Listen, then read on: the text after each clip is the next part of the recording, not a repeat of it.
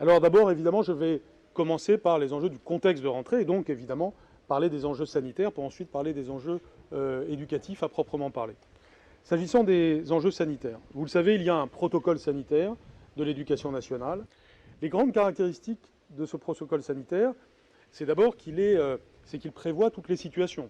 Donc pour ceux qui disent oui mais on est à la fin du mois d'août et la situation est très différente du début du mois de juillet, c'est vrai, mais évidemment dans le protocole nous avions prévu l'éventualité d'une circulation plus active du virus.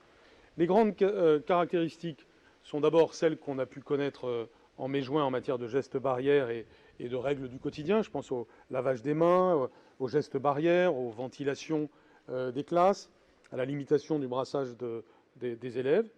Et puis, la chose peut-être la plus nouvelle, c'est le port obligatoire du masque. Le masque est obligatoire donc pour les élèves qui sont collégiens et lycéens, autrement dit pour l'essentiel des élèves qui ont plus de 11 ans, ce qui coïncide avec la préconisation de l'Organisation mondiale de la santé, qui dit que le masque est pertinent pour les enfants de plus de 12 ans. Nous sommes donc conformes, là aussi, à cette préconisation mondiale. Donc, ce que chacun doit comprendre de manière simple et claire, c'est que tous les adultes portent le masque, et puis que les enfants le portent, et les adolescents le portent à partir de la classe de 6e. Nous avons préparé pour 2021 un budget qui doit encore être discuté, bien sûr, et voté par la représentation nationale, mais qui nous permettra de consacrer 400 millions d'euros environ l'année prochaine pour l'amélioration de la rémunération des professeurs. Ce sont des sommes considérables et ces sommes vont nous permettre d'amorcer les perspectives d'amélioration de la situation de nos personnels, l'amélioration de la rémunération, mais aussi l'amélioration du bien-être au travail.